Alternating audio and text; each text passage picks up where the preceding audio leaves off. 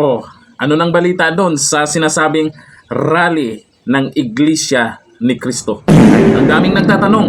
Diyan po sa ating post nakaraan pa, mag-iisang linggo na, matagal-tagal na yan ay ang sabi ay nasaan na daw? Hinahanap na lang yung rally daw ng Iglesia ni Cristo ay mukhang tameme daw ngayon.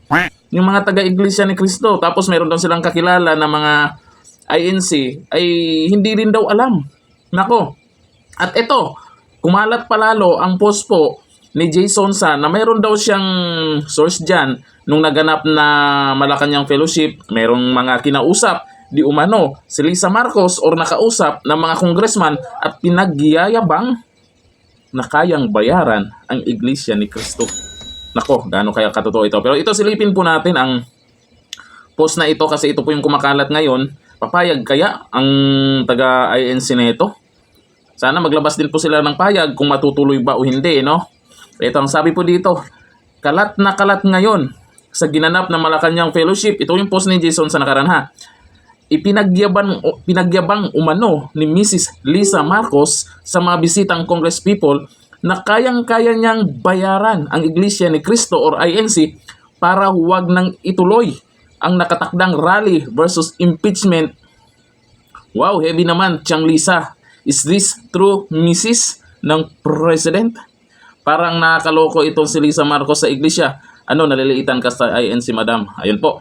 Ngayon, kung sakali man para sa akin lang naman, kung sakaling hindi matuloy or hindi ito tuloy ng INC, yung kanilang rally, ay hindi sa ibig sabihin na may bayarang nangyayari. Malay nyo po, hindi nila itutuloy dahil yung impeachment baka hindi rin matutuloy yung impeachment kay BP Sara, di ba? Parang ganun.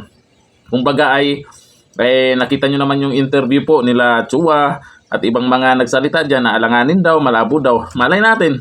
Kasi hindi pa naman nag-uumpisa yung kamara diyan.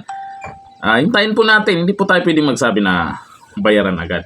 Hindi naman siguro ganun yung INC, no? Hindi naman siguro. Ano sa tingin nyo po dito sa kumakalat ngayon? Dahil hindi natin masisi.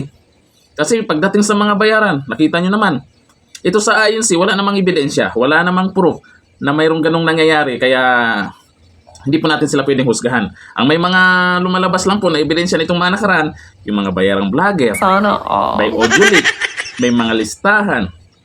Tapos yung mga nagrally na nakapula, di ba? May nilabas din po tayo na nagbibigayan din.